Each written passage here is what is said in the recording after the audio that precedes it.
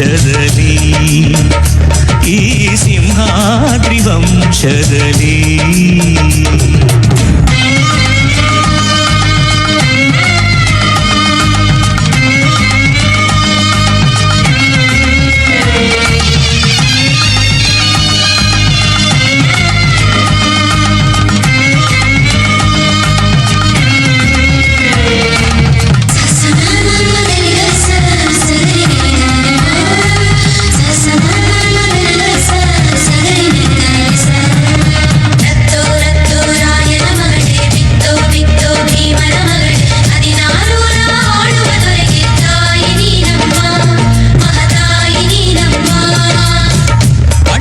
ಗುಣದಂತೆ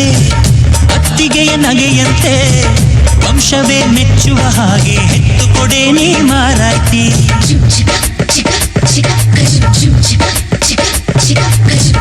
ಹಿರಿಯರನ್ನು ಗೌರವಿಸೋ